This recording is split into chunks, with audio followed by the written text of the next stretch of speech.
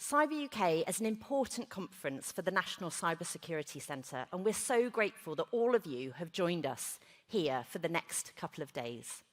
A particular thanks to our lead sponsors, Google Cloud and Akamai, and to BT, who hosted the fabulous networking drinks last night with the Bhangra dancers, which were amazing. A real reminder of the history and cultural heritage of this part of the UK.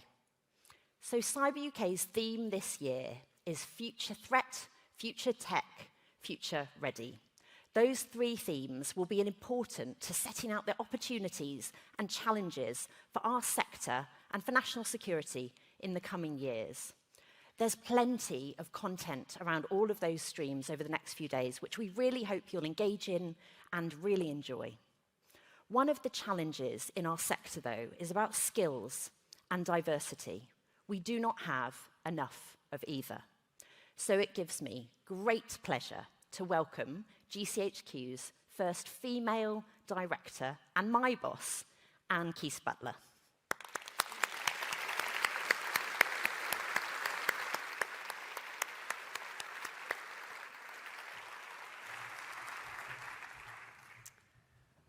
Good morning and welcome to CyberUK 2024. I'm Anne, Director GCHQ, and I'm delighted to be here with you in Birmingham, a UK hub for future tech. This is my first CyberUK as Director GCHQ, and I wanted to start with a huge thank you to this community for making me so welcome.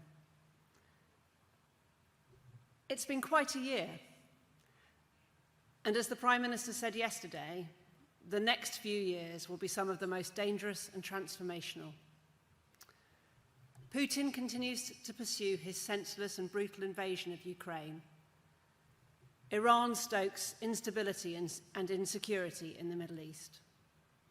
And China is an ever more assertive power. And this all comes at a time of unprecedented acceleration of technology. So this morning, I will share with you the future threats that I see and how GCHQ and our partners can counter them. I will start to explore how we can reap the benefits and manage the risks of future tech, like generative AI. And I will focus on why resilience and partnering, better and faster than ever, are crucial for us to be future ready. Some great speakers, panels, and events will then help us all get further into this over the next 2 days. My starting point is cybercrime. Ransomware continues to be the most acute and pervasive cyber threat for UK businesses and organisations. We're doing everything we can to counter it, working with partners to detect criminal activities and degrade the ransom-as-a-service ecosystem, and produce intelligence that means those involved in ransomware are held to account. Last week, the National Crime Agency unmasked the leader of the Lockbit ransomware group, Russian national Dmitry Korosov, a significant disruption showing that there is no hiding place for cybercriminals, and a brilliant example of international partnerships. Turning next to Russia, we are increasingly concerned about growing links between the Russian intelligence services and proxy groups to conduct cyber attacks, as well as suspected physical surveillance and sabotage operations. Before, Russia simply created the right environments for these groups to operate. But now they are nurturing and inspiring these non-state cyber actors, in some cases seemingly coordinating physical attacks against the West. The Russia threat is acute and globally pervasive. It requires constant vigilance and collaboration to defeat it. We can see that Putin has not given up his maximalist goal of subjugating the population of Ukraine, which is why the UK's support will remain steadfast for as long as it takes. Because only through strength and partnership will Putin be deterred. At GCHQ, we continue to strengthen Ukraine's cyber capabilities, to share vital intelligence and expose Putin's malign plans, and his increasing reliance on states such as China and North Korea, and of course Iran, who continue to supply drones to Russia in return for money and military assistance. On Iran, while we see little in the media about their online capabilities, they remain aggressive in cyberspace. Actors associated with the state have been implicated in attacks against victims in many countries. And Iran is continuing to grow its cyber espionage expertise alongside a range of disruptive and destructive capabilities. Whilst they might not always use the most advanced capabilities to conduct their operations, they should not be underestimated. Russia and Iran pose immediate threats, but China is the epoch-defining challenge. The people of China and the Chinese community overseas have contributed greatly to life here in the UK. But recent events remind us that our country and democratic institutions remain of interest to the Chinese authorities. We want to engage with China where it's mutually beneficial, like tackling climate change, engaging in safe trade, and AI safety. It matters that China joined in signing the Declaration on AI last November at Bletchley Park, the wartime home of GCHQ. But as the Prime Minister said recently, the leadership of the People's Republic of China, the PRC, is increasingly working with others to try and reshape the world. Responding to the scale and complexity of this challenge is GCHQ's top priority. And we now devote more resource to China than any other single mission. Through their coercive and destabilizing actions, the PRC poses a significant risk to international norms and values. In cyberspace, we believe that the PRC's irresponsible actions weaken the security of the internet for all. China has built an advanced set of cyber capabilities and is taking advantage of growing commercial ecosystem of hacking outfits and data brokers at its disposal. China poses a genuine and increasing cyber risk to the UK. The PRC is looking to shape global technology standards in its own favour, seeking to assert its dominance within the next 10 to 15 years. Which is why the UK intelligence community is working alongside our Five Eyes allies and beyond, and also in partnership with industry and academic colleagues, to deter and combat cyber threats from nation states and hostile actors. We have repeatedly called out Chinese cyber adversaries for activities that threaten the security of the UK or target the institutions important to our society, such as the compromise of the UK Electoral Commission. We do this on the basis of GCHQ's cybersecurity expertise within the NCSC, and also our unique intelligence-based insights, which help to contextualize the threat so that you, every citizen, every business, can take action to protect your sensitive data, your systems, and your IP.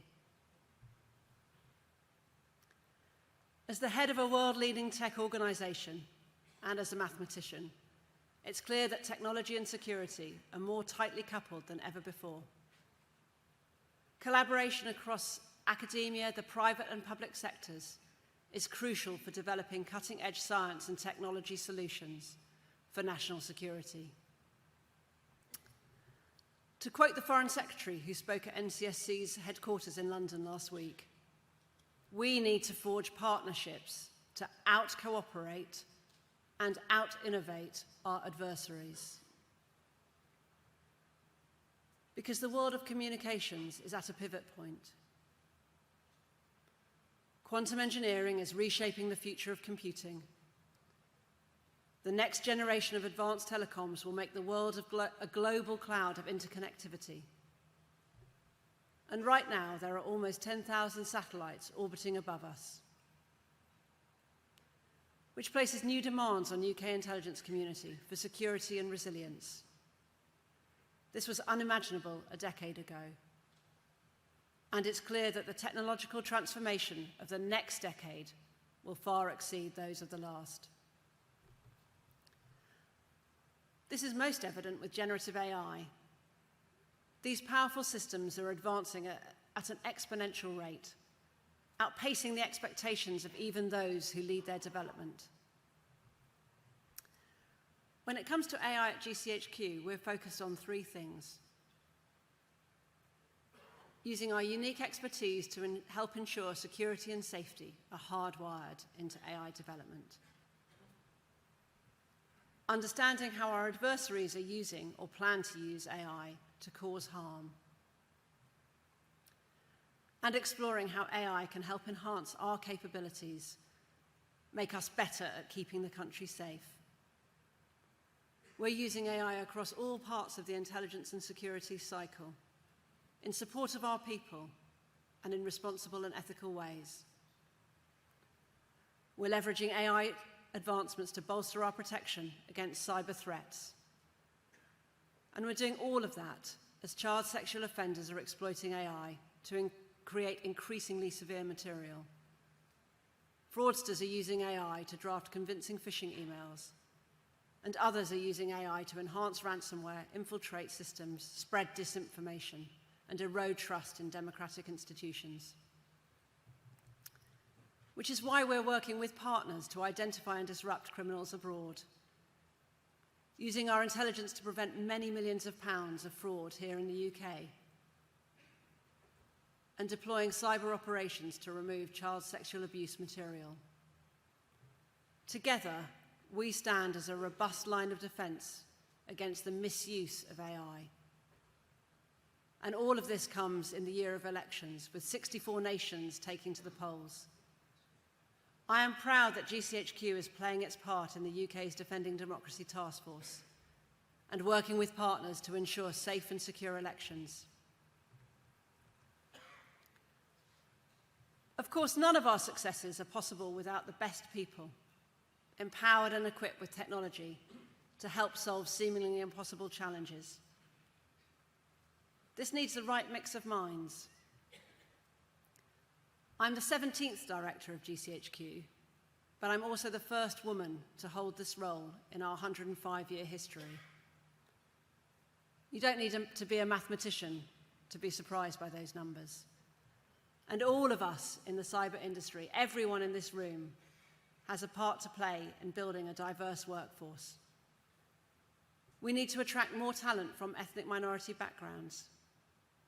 And we need more women in science, technology, engineering, and maths, so that we are better at solving the seemingly impossible, so that cybersecurity can work for everyone, and so that we are ready for the future. Looking around the room today, how are we doing? Alongside creating that right mix of minds, what else can we do to manage evolving threats in the face of technological change? I see three ingredients: resilience, partnerships, and speed. Firstly, resilience.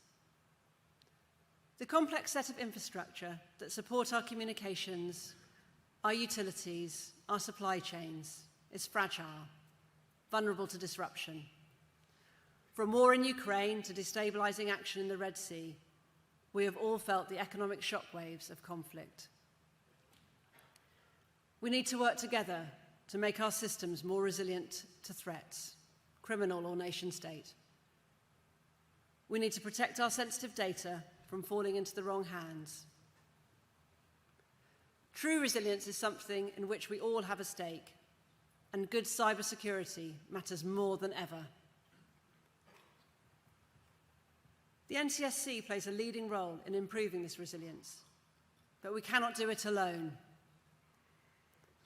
It must be a CEO and a boardroom priority, a collaborative effort between government and the private sector, especially where UK critical infrastructure is privately owned.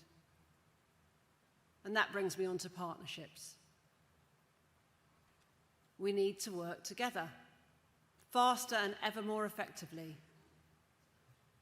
In a moment, you'll hear from Harry Coco, US Cyber Director, and Heather Atkins, Head of Google's Office of Cybersecurity Resilience.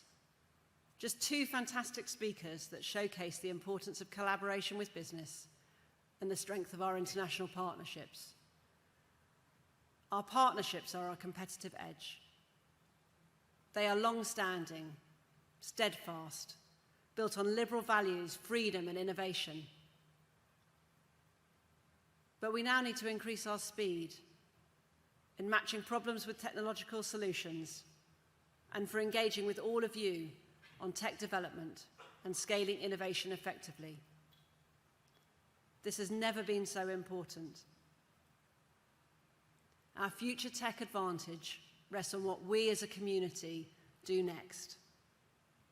Thank you for playing your part.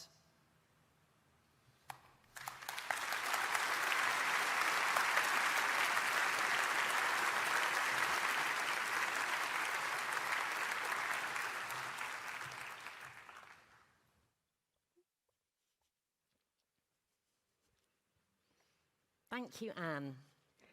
Sharing intelligence, innovations, and solutions to mutual challenges is how we will stay ahead of our adversaries. If we are to outcompete them, we must do so together, and that is our message to you. It seems only right to begin my CyberUK speech by talking about future tech. New technologies offer us significant opportunities to address some of humanity's most pressing challenges. AI is being used successfully in healthcare. Quantum computers are improving our climate modelling. We at the NCSC are optimistic that the net benefit of AI for cybersecurity will far outstretch any adversary's gain in terms of their offensive capability, whether that's through fixing code or detecting intrusions. But we should not sit on our laurels. The AI Safety Summit at Bletchley in November brought together industry, academia and governments for the first time to find a unified approach to developing safe and secure AI. Next week, we'll see the next chapter of that discussion in Seoul. I wish our Korean colleagues all the best for that important event. I am often asked, why is the National Cybersecurity Centre part of GCHQ? The answer is a clear one. The insights we have on our adversaries and the unique skills and depth of technology expertise that come with intelligence work provide a unique combination that give us a genuine edge. Code making and code breaking are as relevant today and as intertwined as they ever were.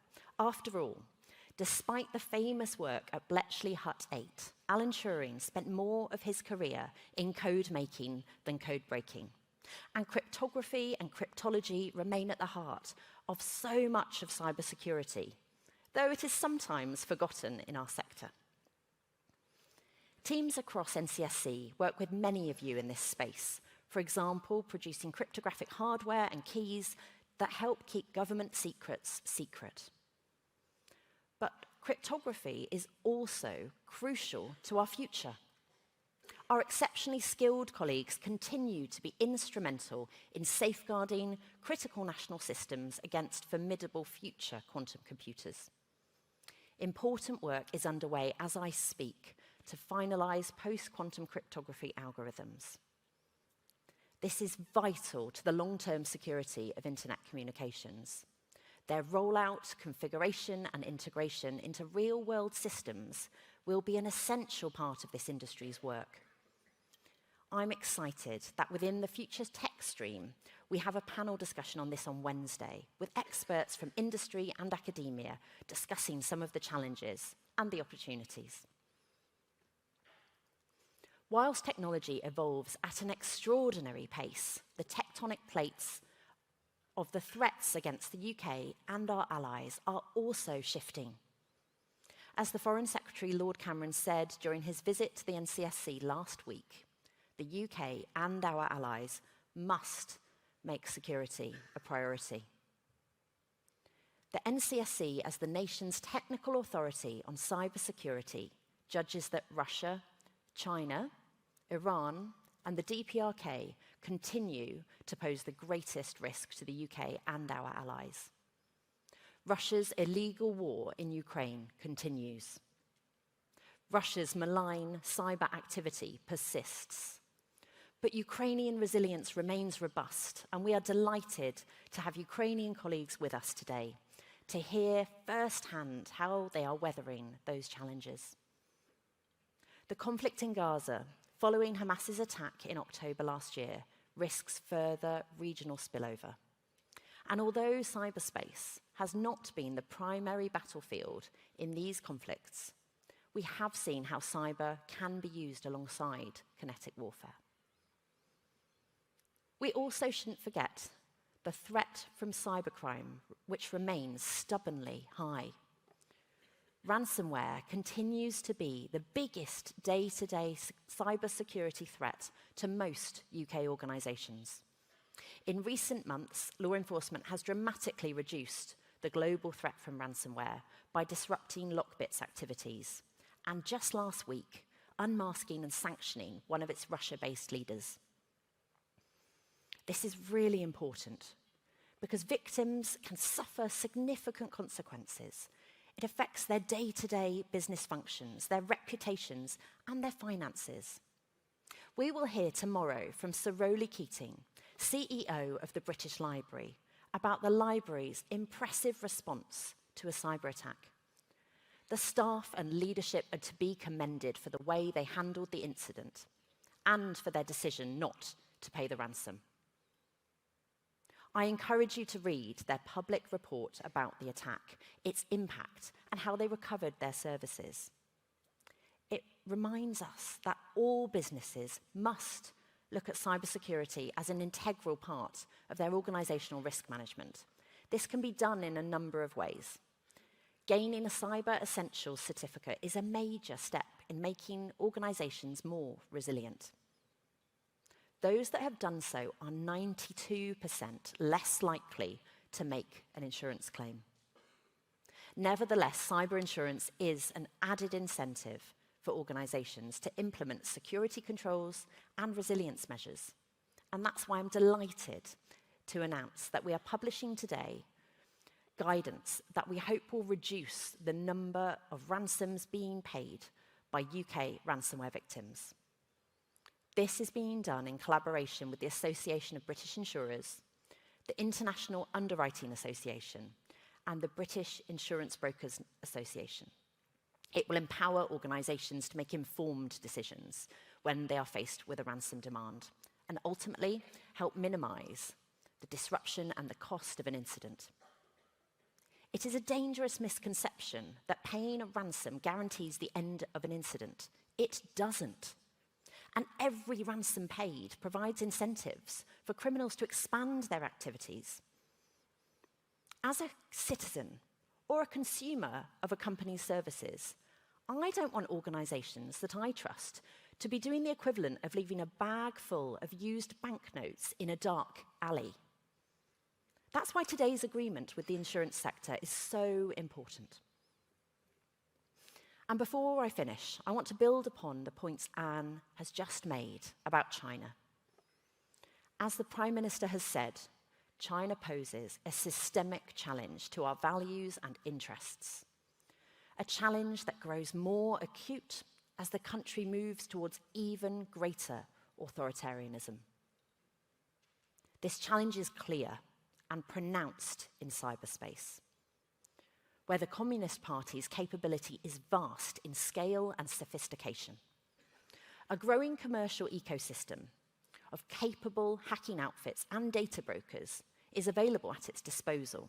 And in recent years, the Chinese authorities have introduced a new law requiring the discovery of security vulnerabilities to be provided to the government as a priority and at risk of severe penalty. This should worry all of us. It goes against our long-held principles of transparency and accountability. And it speaks directly to the real-world risks we have highlighted before. The US, UK, and allies have raised the alarm repeatedly about activity by the Volt Typhoon group, which could be laying the groundwork for disruptive and destructive cyber attacks. This is a clear warning about China's intent to hold essential networks at risk. And it is a warning that providers of essential services in the UK cannot afford to ignore. We are past the point of running unsupported systems. It is not tenable. Business leaders and network defenders must take action to make the critical systems more secure across our economy. Investment in cybersecurity after the event has little value. China is certainly not treating security as an extra, and neither should we. So, how do we become future ready in a world where our systems grow more intricate and hostile actors are attempting to cripple our critical sectors? The answer is and must be collaboration with our allies internationally and between government and industry. Because in the face of such a challenge, it is through the strength of our partnerships that we can be most effective in defending against the threats we face. Bolstering baseline cybersecurity isn't enough. We must revolutionize our defenses by sharing the burden more effectively, leveraging our collective knowledge, and where we need to, taking swift action.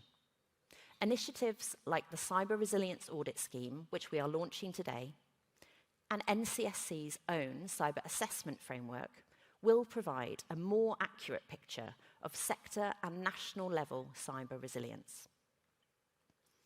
As Anne said, our collaborations across government, industry, academia, and with like-minded countries around the world are central to our collective success. And that's what CYBERUK is all about. I wish you 2 inspiring days here in Birmingham, where you can forge the partnerships we all need to help keep our nations safe online. Thank you.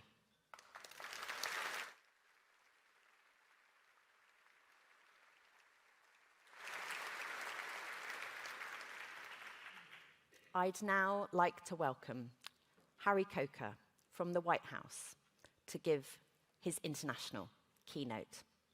Harry.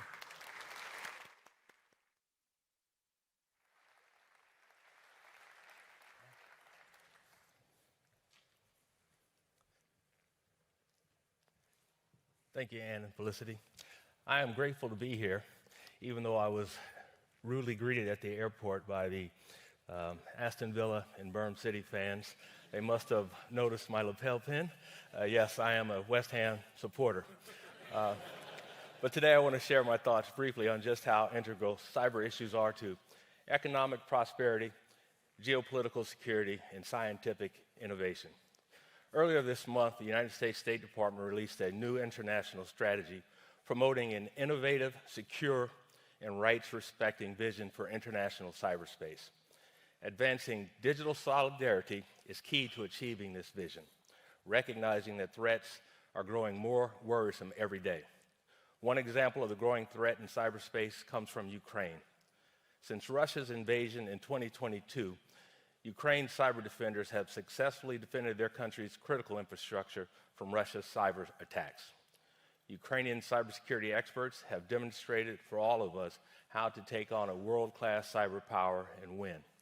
However, the Russian cyber threat has changed. Since 2022, Russia has recruited new cyber operators, deepen their understanding of Ukraine's new cloud infrastructure, and focus their efforts on intercepting Ukrainian communications and government secrets that have been exploited to produce battlefield success. The Russian cyber threat in 2024 marks a new standard of aggression, persistence, and operational agility. For Ukraine, improving the security of networks and communications will be fundamental to their battlefield success.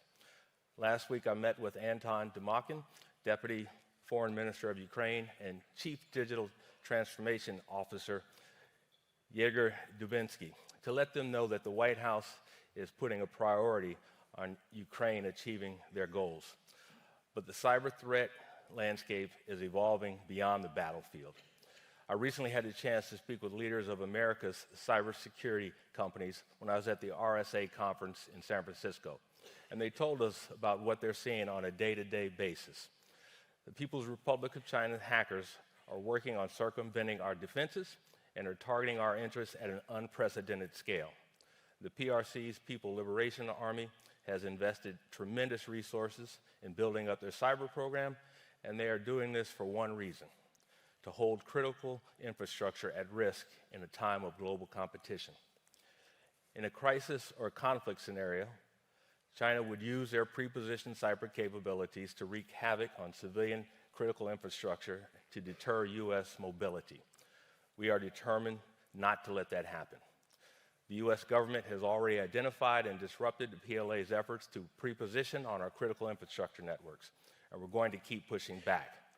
But make no mistake, this is a global challenge. China's ambitions to use its cyber power coercively extend far beyond the United States. Pushing back this challenge will require our collective strength, focus, and determination, characteristics that I'm told Brummies hold in spades. Before I conclude, I'd like to leave you with one more thought. Cyber resilience is a strategic advantage. Cybersecurity is a fundamental component of our most pressing national priorities, and we must ensure that the full advantage of proactive cyber defenses are not viewed in a vacuum as an isolated technical issue. Instead, as we listen today, and as we head home to carry forth the knowledge from these action-provoking conversations, I ask that all of us recognize the threats from cyber actually imperil our greatest common ambitions. This morning we'll have a great panel, and I'm as eager as you are to hear their thoughts. But I just want to leave you with, while the proactive measures we can take now will pay untold dividends, we must plan and we must respond. Digital solidarity. We must do it accordingly. Thank you. For our first panel, responding to an evolving threat picture, please welcome back NCSC's CEO, Felicity Oswald, OBE.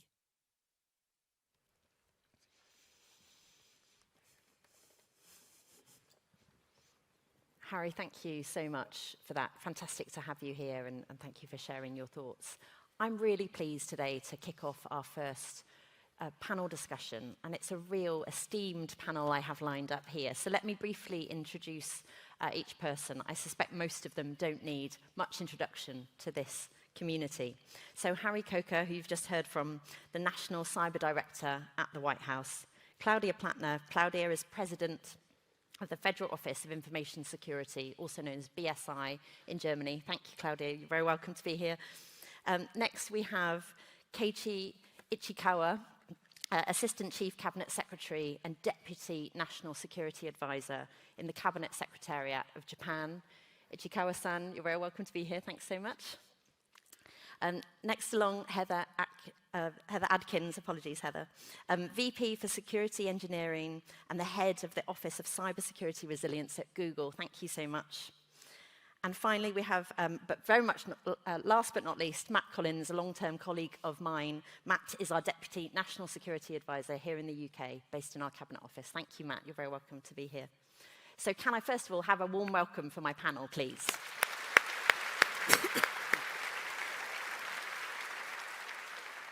So, blimey, it has been a big year in cybersecurity. Could I kick off by asking you each to recall a key moment or an issue that you've been grappling with or thinking about as an important one in the last 12 months or so? Harry, should we start with you? Certainly. There's been so much that's happened over the last year, but just to keep it to your guidance, I'll talk to the 2024 Cybersecurity Posture Report of the United States that we transmitted last week to the President and to the U.S. Congress. It's seminal because it continues to make the public aware of the cyber threats that we are all facing. It was a report on the U.S. cybersecurity posture, but the trends that were noted in that report are applicable to all of us and our nations. Number one, our critical infrastructure is at increasing risk to cyber threats. Secondly, cybercrime, to include ransomware, is increasing. Third, there is increasing risk to our supply chain that all of us should be concerned about. And then AI is a technology with positive aspects and with challenges, the first of which is in the hand of publics like no other technology has been. So those are cyber threats that we put out there for the public to be aware of. And the reason I'm raising this as a significant issue is because too many of us view cyber almost as an invisible threat. We may not see it and feel it every day, but it is there looming. And so the opportunity to raise public awareness is a key event for me. Fantastic.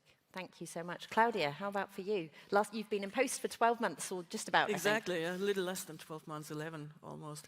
I think everything you've just said, Harry, concerns us as well. But there's been one incident that I would like to mention because it may not have been the most severe, most critical, but I think it raised a lot of awareness in the public's eyes. And there was a supply chain attack, classical supply chain attack. So an IT supplier who was serving cities and villages in North Rhine-Westphalia, so municipal services. And what we saw there was that all of a sudden, 72 different communities were basically cut off from services. And that means you could not get married anymore. So if you wanted to, you had to basically move to, or really go to another city. And while that may sound funny, it's not. I'm a romantic, so it's certainly not. But nonetheless, it made people very much aware. And there were people carrying around boxes full of applications for vehicle registrations. And that's the kind of impact it can have. And that is all of a sudden very personal. It's not abstract. It's nothing on the news, as in, the geopolitical situation. No, it's personal. It's happening right here. And this is what you see. And if you scale that up, and it's perfectly possible to scale that up, you can imagine the impact it would have if we were to hit somewhere even more severe. Yeah. Thank you so much for sharing that. Ichikawa-san, yes. How about for you? Oh, yes. First of all, I would like to share with you what's happening in Japan. Yeah. Especially after we issue the national security strategy back in December 2022, we doubled the effort to strengthen the government, their cyber security capability, including introducing active cyber defense.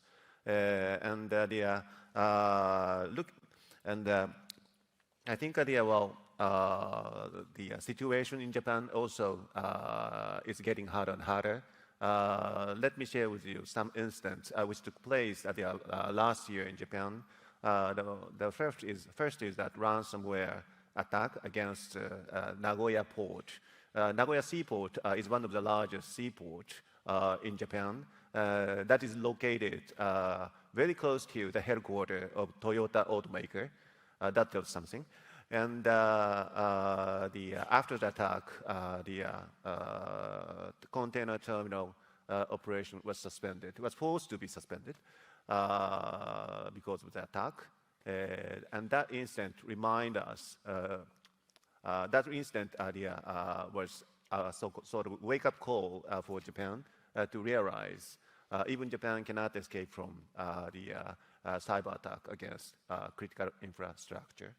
And subsequently, in November, it was announced that another cyber attack took place against JAXA, which is Japan's aerospace agency. When we have witnessed all the cyber incidents taking place globally, I think a sea change is rapidly underway in the cyberspace. And traditionally, it is said that China they conduct their cyber attack for stealing technology, data, and information, while Russia conducted to aim at the fulfilling the military and political purposes. But nowadays, the cyber attack against the critical infrastructure by state-sponsored actors gets more attention in terms of national security. That big change. And furthermore, as two of you already mentioned, the detection and response to the cyber attack has become increasingly difficult and challenging due to more sophisticated the technology and the tactics, including livings of the land, techniques, so and so. In order to respond to these difficult challenges, it is important both national and business leaders need to enhance shared awareness of the cybersecurity. We must, based on that, we must strengthen public-private partnership. We must best utilize the cutting-edge technologies like AI and quantum.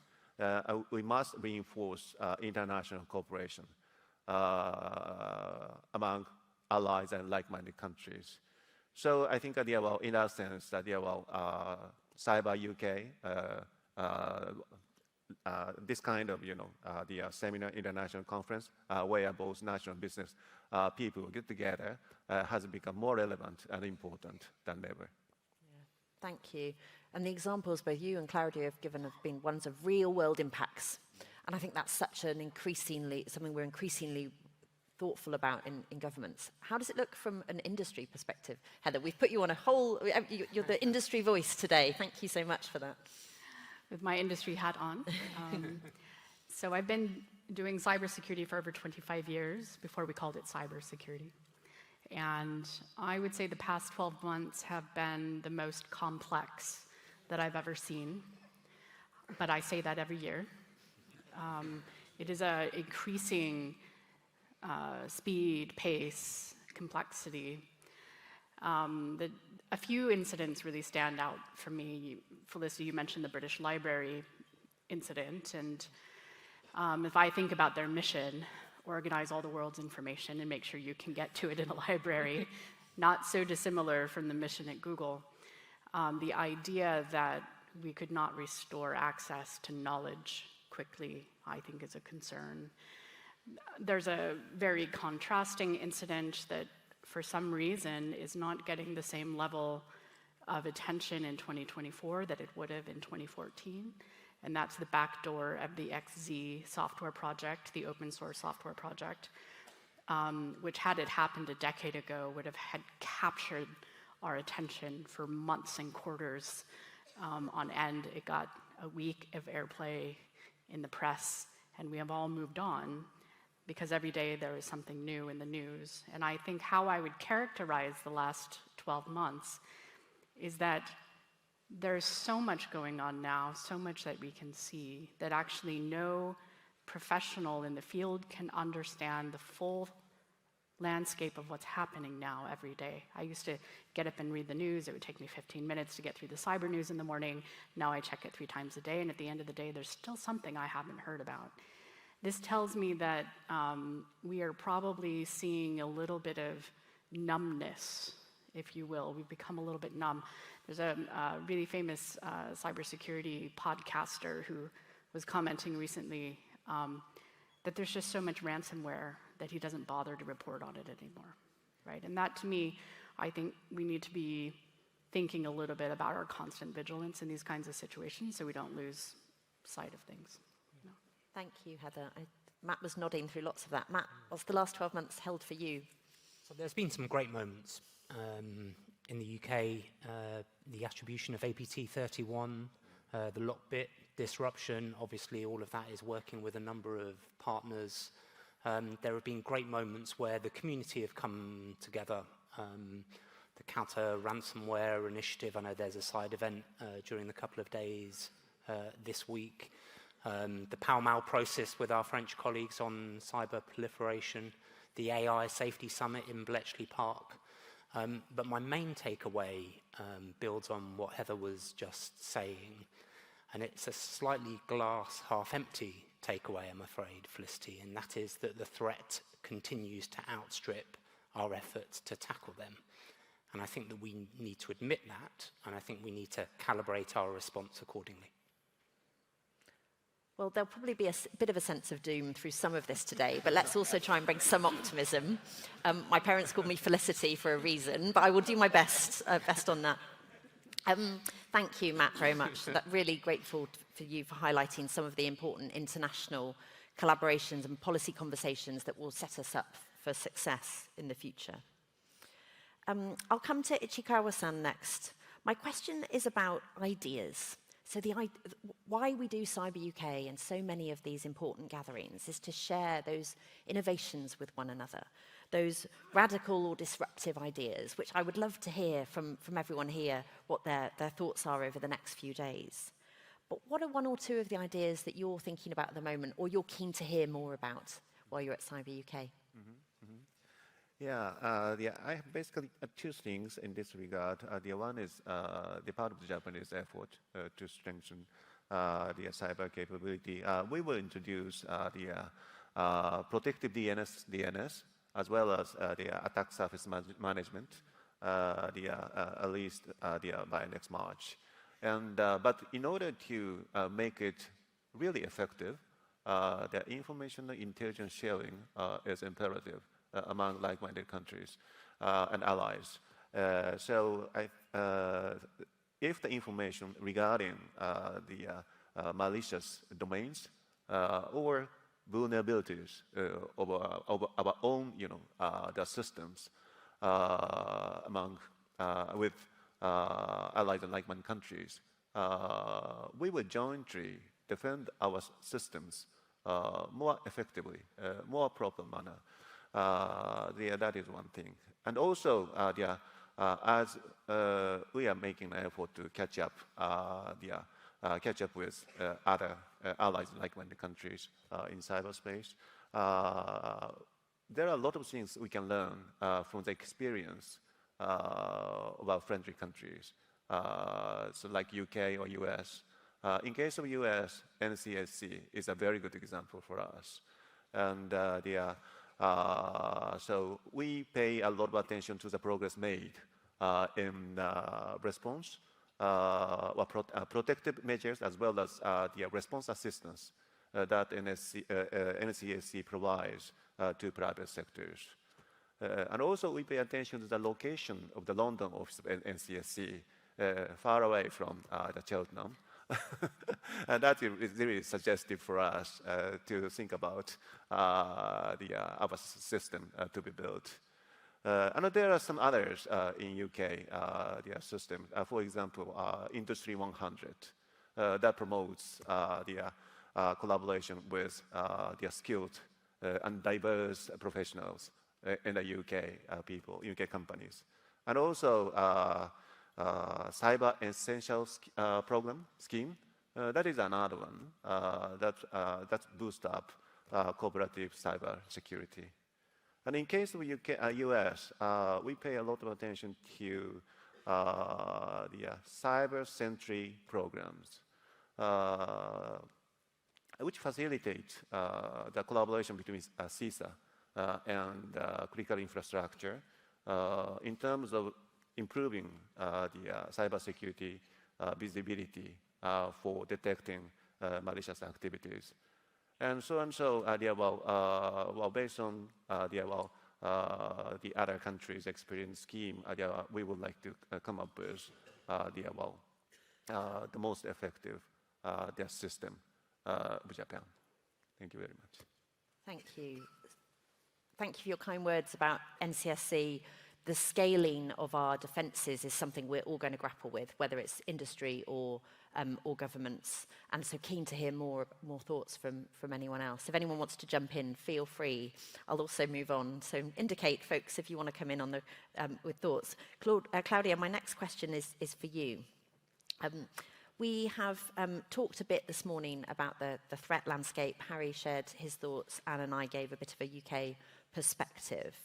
Given your last year leading BSI, how do you see the cyber threats changing for Germany during that period, and where might they go from here? If you don't mind, I would like to step back a little bit further beyond the one-year boundary.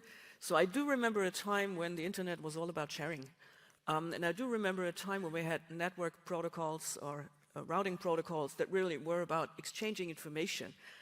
They were not built with security in mind, which is something we pay a price for today. So something has severely changed from basically it's there for everyone to share and do something good with it. We're now at a major part being misused, really.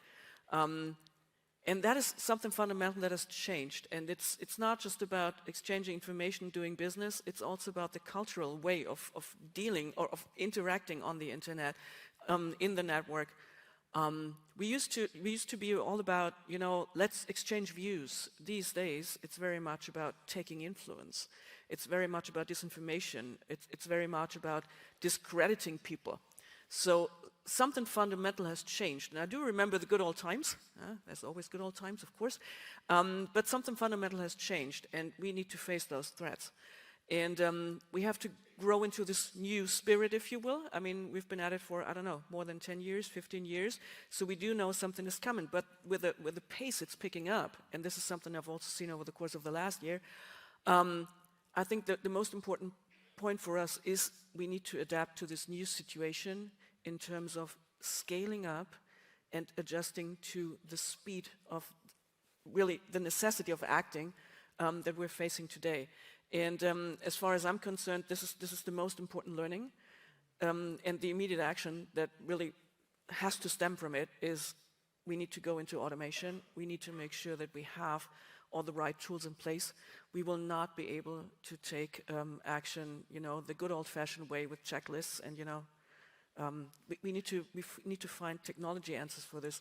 So if internet protocols, if network protocols are broken, we need to go to the source of it and fix that, also from a technology point of view. And it's a huge variety of things we have to do. You've just published another version of your implementation plan, your implementation initiatives. That's the kind of thing we need to do, take action, and I think the technology part of it will be very, very important. Yeah, please do, Harry. So the evolving threat, which is going to continue to evolve. Whereas cybersecurity is certainly our focal point, we still need to have an affirmative vision for our digital foundation. We need to operate on that foundation on our terms. We need to dictate the terms as opposed to letting our adversaries dictate how we operate on that digital foundation. It's key that we all realize, yes, that digital foundation is key to our national security, but it's also key to our economic prosperity. So cybersecurity needs to be there, but we need to be bold in how we implement that, and we need cyber resilience. We need to operate through these evolving threats. They're not going away. Some will be successful, but we need to maintain our operational posture. Thank you, Harry. I'm seeing lots of nods. My aim for this session is to find one thing the panel disagree on during the process. So we may not achieve that because consensus building is a good thing at international collaborative events as well. But no, I think everyone's very much agreed that given the pace of change, we do need to work out how we change gear as well as a system. Harry, I'm actually coming to you next. So you've talked already about China and obviously the Volt Typhoon threat. How do you see, sorry, apologies. How do you see the significance of Volt Typhoon and the advisories that we've given out, and how do we move on from there? What's the next steps? It's significant on a number of fronts. I touched on public awareness initially, and I was delighted, frankly, when myself and my colleagues, Director of FBI, Ray, Director of CISA, Easterling, and then Director NSA and Commander of Cyber Command, General Nakasone, were called to testify before the U.S. House of Representatives Subcommittee on PRC threat to our critical infrastructure. And it was that day that Director Ray announced the takedown of a Chinese obfuscation network that was used to place U.S. critical infrastructure not just at risk, but at unacceptable risk. Prior to that time, it was primarily espionage that we would see operating in cyberspace, although cybercrime and financial gain is certainly there and moving up. But this was the first time that we saw an entity position itself into our critical infrastructure for the clear intent to disrupt our ability to mobilize in the case of need. We all appreciate global competition, and we want to manage that competition. We want to avoid crisis, and we certainly want to avoid conflict, but nevertheless, we have to be prepared for crisis and conflict while we manage that competition. So again, back to public awareness. Not just the American public needs to know this, but all of us need to know that nation states and other malicious actors are placing us at unacceptable risk, not just for traditional espionage or financial gain, but to impact a nation's ability to respond. We need to recognize that threat is not going to diminish. So what do we do about it? Again, cybersecurity, cyber resilience, and taking an affirmative vision, but also Secretary of State Blinken and our good friend Ambassador Nate Fick recently visited China and raised that issue with the Chinese government. So we will continue to be prepared to use all instruments of national power and make clear that unacceptable risk means just that, it's unacceptable. Thank you. I think drawing those lines between espionage and things that are very different and in a totally different class, particularly where they impact our critical sectors, is absolutely something we need to all be landing with our communities. And for me and for NCSC, it's got to be about not just ministers or government officials understanding that, but actually it's the boardrooms of our critical sectors too, and how we get that message through is so important. Indeed. And so back to all of us, that's one of the great things about the recent released U.S. State Department International Cyber Strategy. That phrase, digital solidarity, means all of us, like-minded nations, working together to combat these threats, recognizing that we are all at risk, not just any one nation. So we've got to do that. Another key point that I'll continue to emphasize.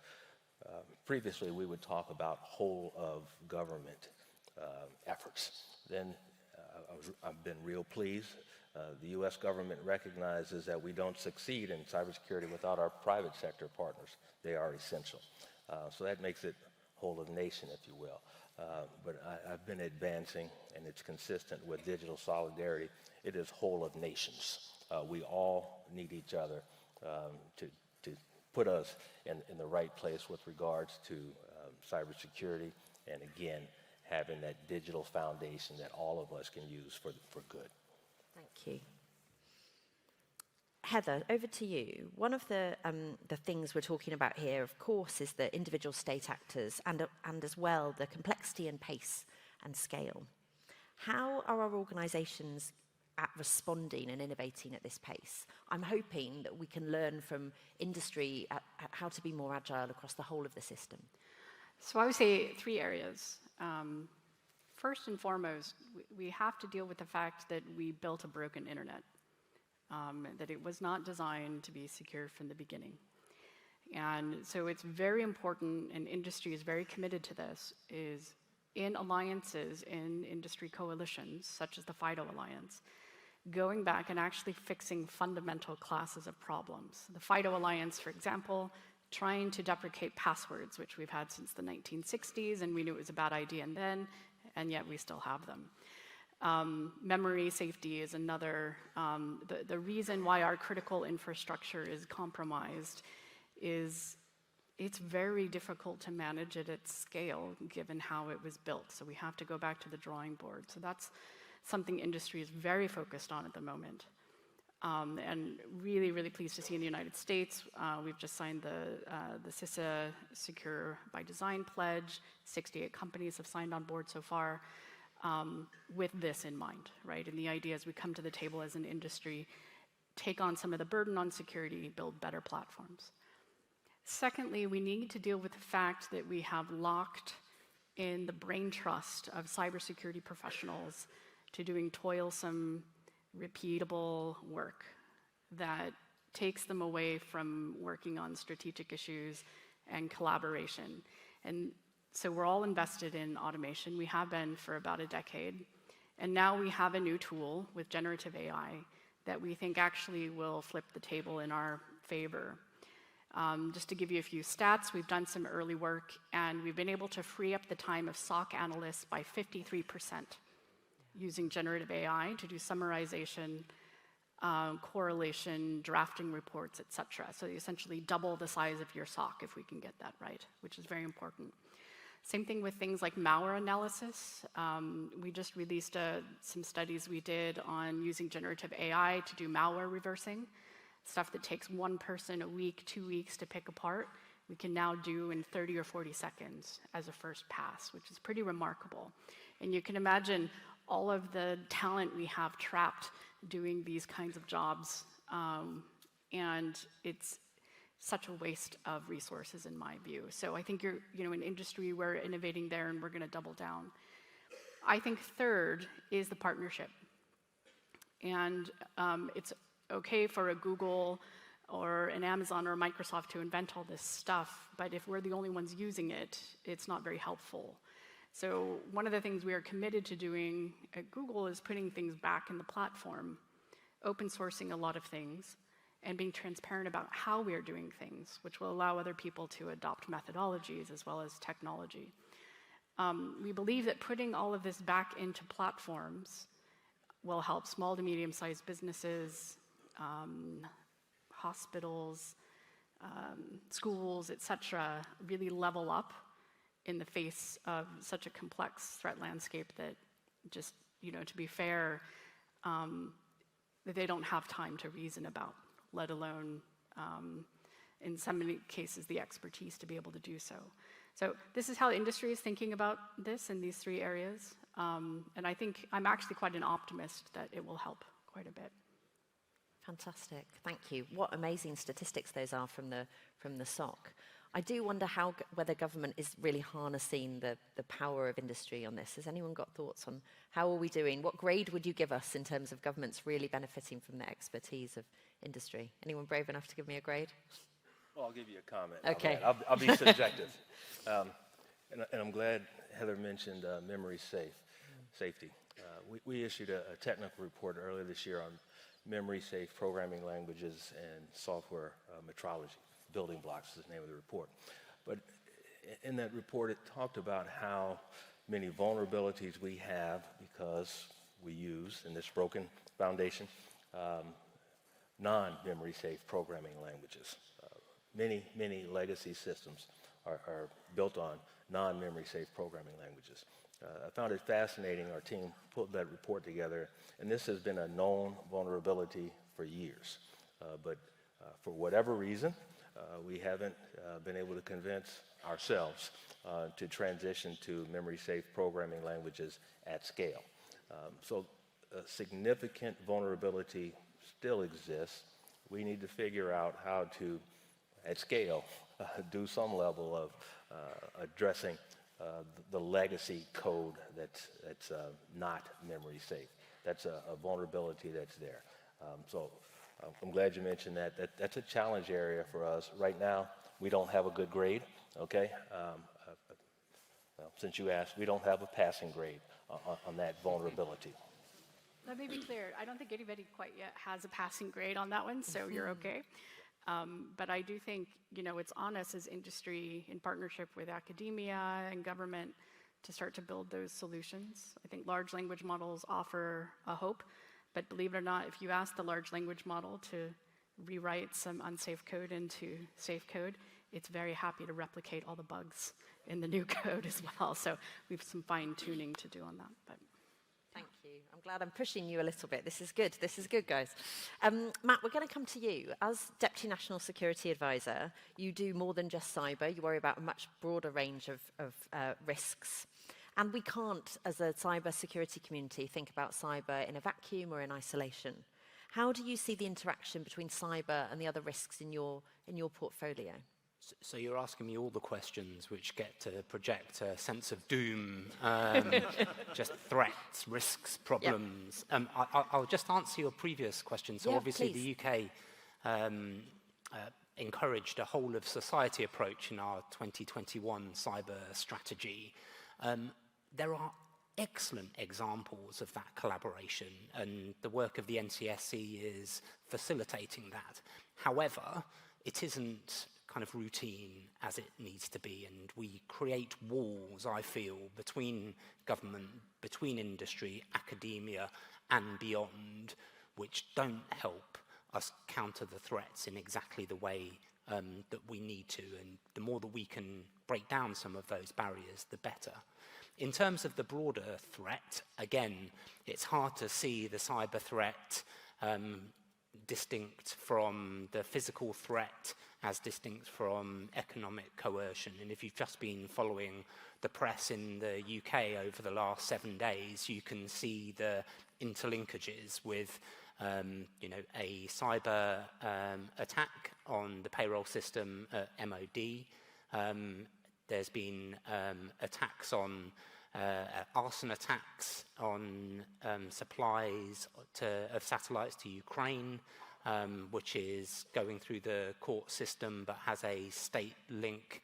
And just yesterday, there was charges around espionage and transnational repression in the United Kingdom, again linked to a state-based actor.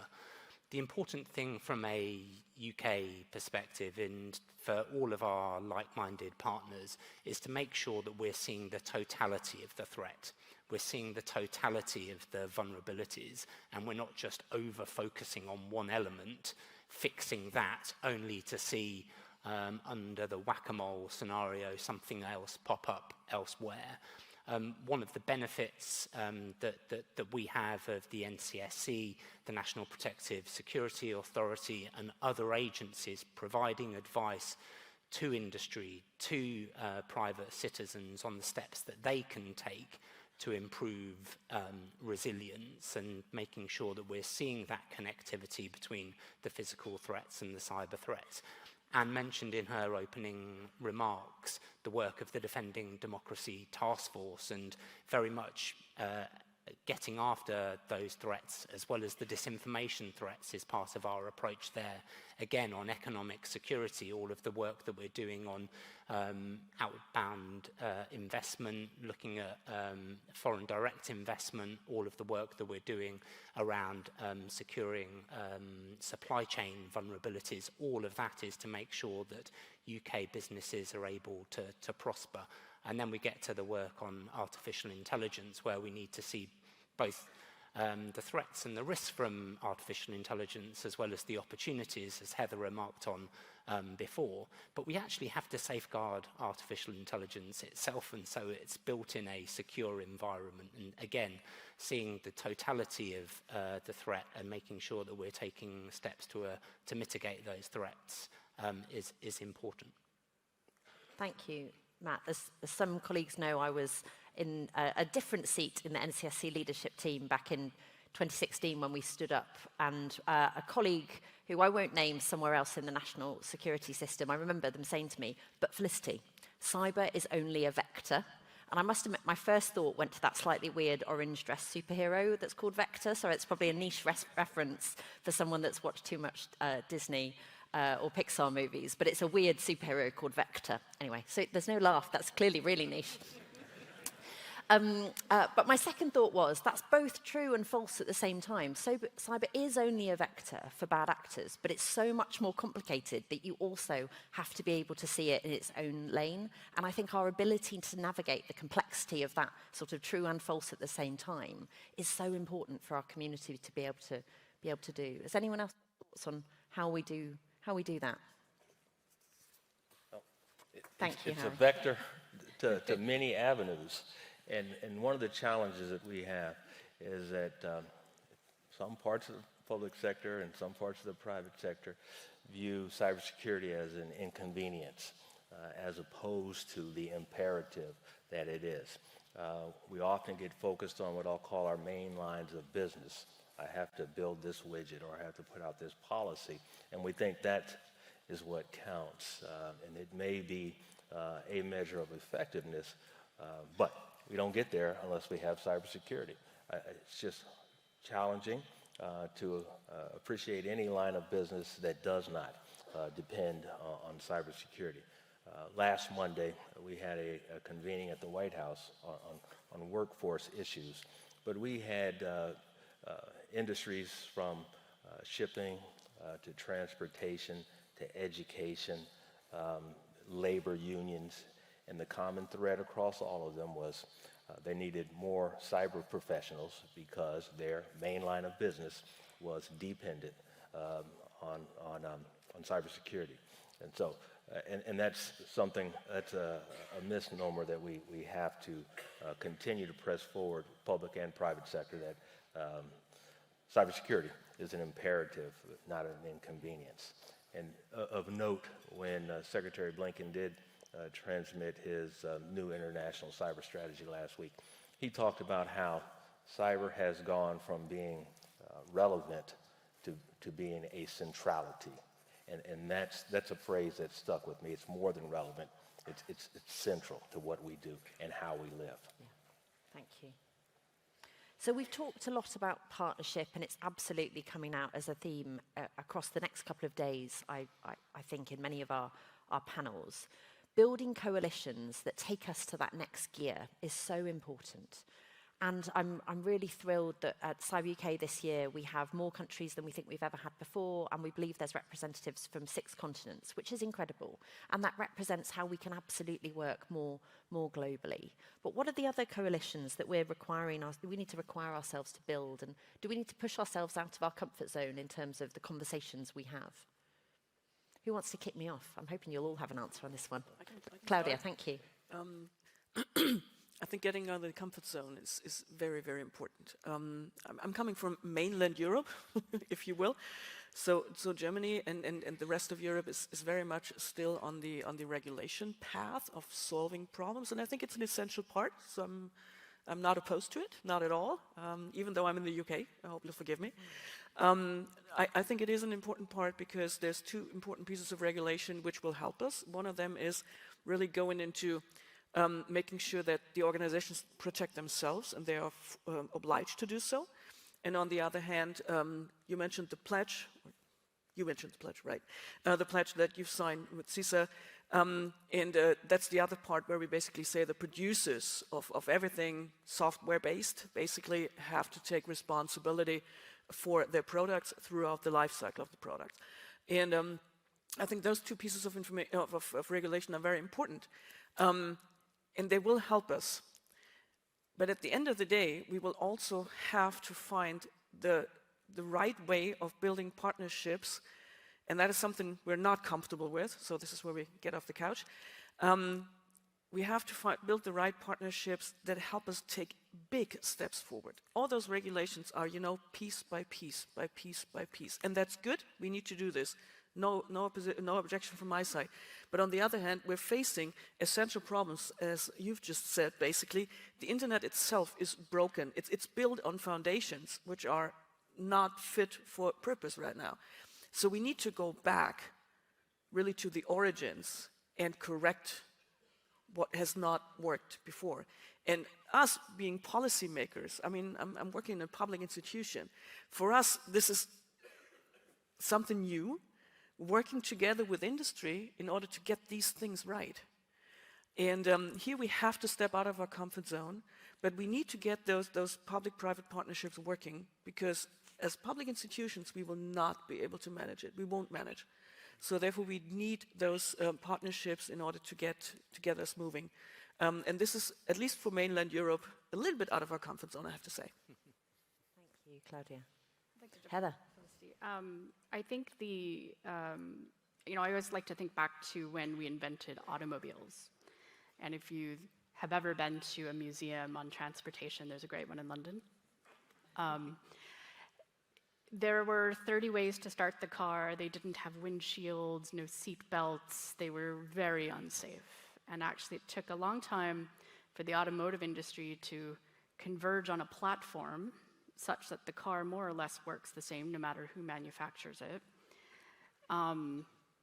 And the seat belt, which is probably the most obvious safety device and simple in the vehicle, in the US wasn't regulated until the 70s, I think. I grew up driving around in a car with no seatbelt on, which I can't imagine now. It took all of those years, 70 years, to get industry, government, and the research aligned on the same page. It's absolutely fascinating how quick we've come to the table on AI, for example. And just in a span of, say, 12 to 18 months, everybody's at the table. So for me, it's creating that table, but there's also having enough dialogue and patience to find the seatbelt.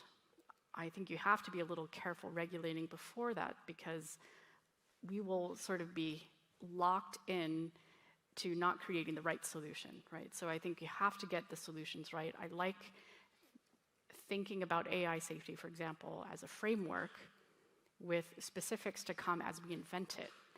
And the other thing I like to think about is when we harnessed electricity, military planners thought, oh gosh, we're going to create these weapons on the battlefield that zap people. And that's how they would harness electricity, but that actually isn't how it played out. They harnessed electricity to improve supply chains first. We are trying to imagine what we will do with AI, but the reality is the way we use AI, the way our threat actors use AI, is not something we can actually predict, because the technology has not yet been invented. Every week we have a new release, some kind of breakthrough. So I would say we come to the table, we keep the urgency up, but even more important, we keep the constancy of our watchfulness as we see these things develop and come together to kind of put the safety frameworks in. We're a little bit behind on the foundations of the internet, but actually there are a lot of really great solutions. We know things like security keys are good for passwords. We know things like zero trust networks are better kind of network architectures. I think there we can have really deep dialogue, but on AI, constant watchfulness and dialogue is what we need. I love that, patience and dialogue to find the equivalent of the safety belt. That's fantastic, thank you. Matt, and then Ichikawa-san. So there's some great car museums in the West Midlands as well, just down the road, actually. I'm very proud. I started my public service career in Coventry, which most people who I work with in Westminster are slightly confused about. But I worked in the Community Safety Partnership in Coventry, where we did a number of things to tackle crime. You mentioned car crime, and one of the big things that shifted the numbers on car crime was actually car manufacturers designing more secure cars. Likewise, campaigns around burglary were reduced by understanding that if you were burgled once, you were more likely to be burgled again. In the UK, there was a great campaign which really brought awareness to the use of seatbelts, the dangers of drink driving, called the Think campaign. And I've been asking my team to scour public policy problem successes. And actually, there isn't one solution. We can talk about regulation, we can talk about tax, we can talk about campaigns, we can talk about incentives. Actually, we need to do it all.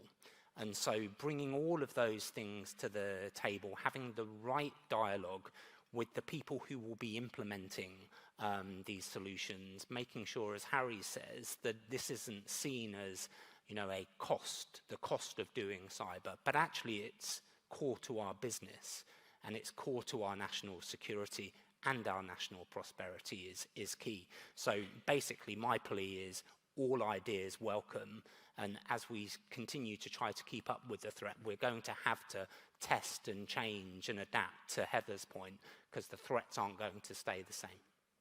Thank you, Matt. Ichikawa-san. Yes. Well, yeah, I'm very comfortable with the discussion we have had. We completely agree we need to come out of the comfort zone to face the growing challenges we are facing. As I said, sea change is happening. So in that sense, we need to come up with something out of the box. I completely agree. On the other hand,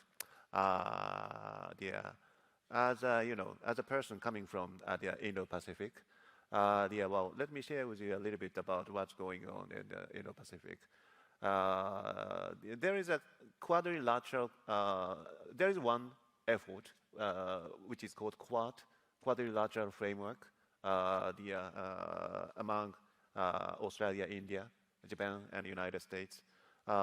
It's a strategic partnership, and under the leaders and foreign ministers framework, there is one working group focusing on cyber.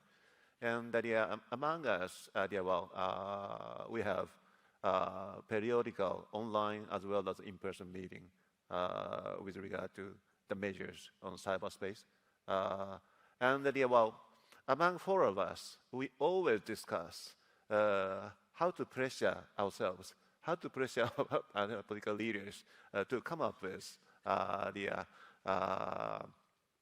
innovative measures to compete with the challenges, growing challenges. And then maybe, the country like us, like-minded country like us, or the country like the Quad members, are obliged to take the leadership to set the high standard, supported by technologies and the determination of the political leaders and the private companies leaders. On the other hand, one thing we need to have in mind is that we need to create a community, international community, which is really resilient against a cyber attack. In this context, we need to have in mind the developing countries. In case of Indo-Pacific, there are countries, not only developing countries, and also emerging countries like ASEAN, or more vulnerable countries like Pacific Islands. And as you know, the Indo-Pacific is the region in which the power balance is severely going on. So in that sense, how to help those countries on the ground, in the region, to level up the awareness of the cybersecurity. So in that sense, in the framework of Quad, we have intensified the discussion about the capacity building, including human resources development on those countries. That's really important. So how to ensure the basic principle like secure by design to be widely shared with those countries. That's really important. And also another aspect we have been discussing is infrastructure, such as undersea cable or data center. How to make those basic infrastructure really necessary for ensuring the cybersecurity really resilient and safe. That is another area we need to double the effort to tackle this. That's definitely leaving us on a cliffhanger. We've got through the first hour and a half of CyberUK. We've just said undersea cables. There are so many people that will be excited to hear your next sentence. But what a fantastic panel. We have covered everything from transport museums through to password security and zero trust, as well as a whistle-stop tour of the realities of the history of the internet and our different government approaches. But what I'm struck by is a real sense of camaraderie and shared problem space, but the need to work together. And so thank you so much, everyone, for joining us today. I'll ask you in a second to thank my panel, but this is the end of the first session. You get a bit of a break now and have a look at the programmes to see where you want to go next. Amazing talks on throughout the day. But please join me in thanking my panel. Thank you. Okay, thank you so much. There will now be a refreshment and networking break in the exhibition areas, halls 3 and 4. We will see you back here shortly.